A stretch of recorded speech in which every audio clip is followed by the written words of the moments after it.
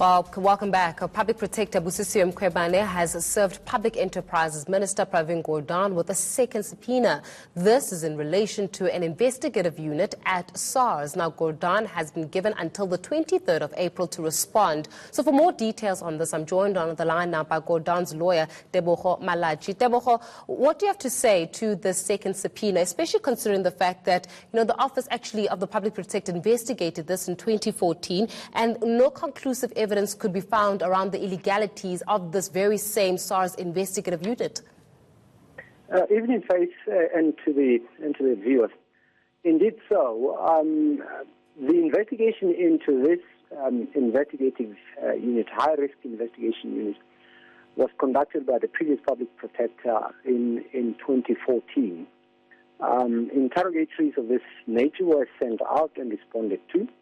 And the conclusion we can only accept at the time was that there was no evidence of any wrongdoing. But most importantly, remember, the Hawks in 2016 resuscitated that investigation, and we again made submissions to them, responding to 27 questions put to Minister, and finally the National Director of Public Prosecutions decided not to prosecute on those particular charges.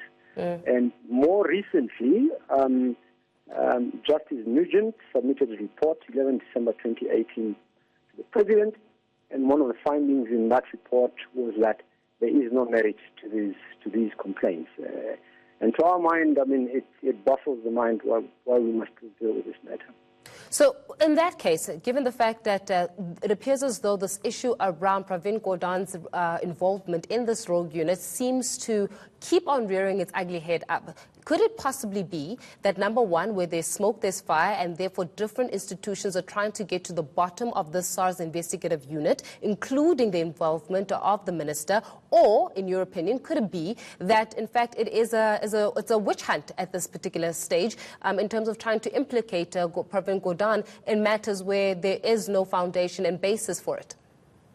Well, to answer that question, I think one needs to just get the context correctly. Firstly, this is an investigation unit. In other words, it is put together to make sure that the illicit economy in our country can be properly investigated, and those who are avoiding to pay tax can be brought to book.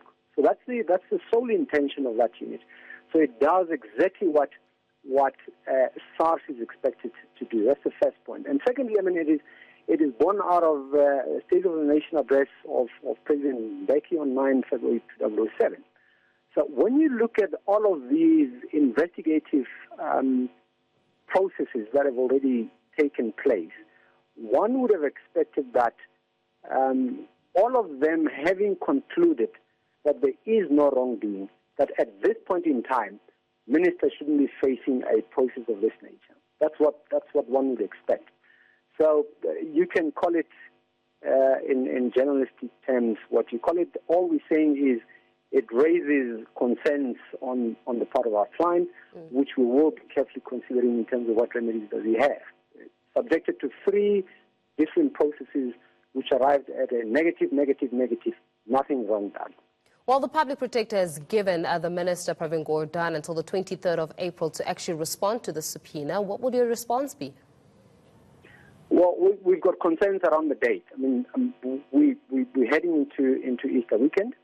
We've effectively got 7 business days to gather up information which dates back to just before 2007. So, and he's no longer at SARS.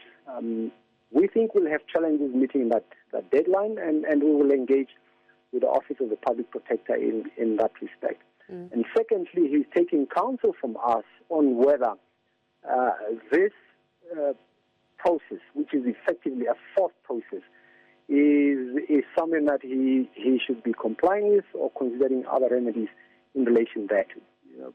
You can answer a question in American terms. They call it double jeopardy. You can't answer the same case as many times, and especially one that has already been investigated by the same office.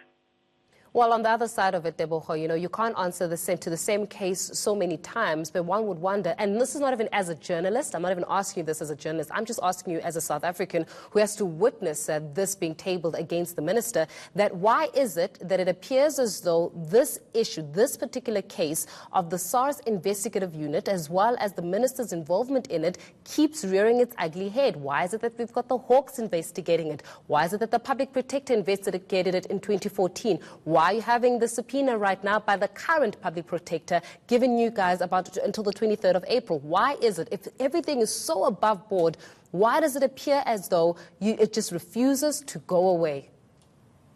Well, let me give you a legal answer. The legal answer to it is not complicated, and if you read the Nugent report, it summarizes the legal aspects of it, because the facts around what the unit was about, how it was established, is a matter of public record. Now, the legal interpretation of whether the establishment of the unit, which is where the minister participated in and not its activities, has been subjected to different authorities' legal interpretation.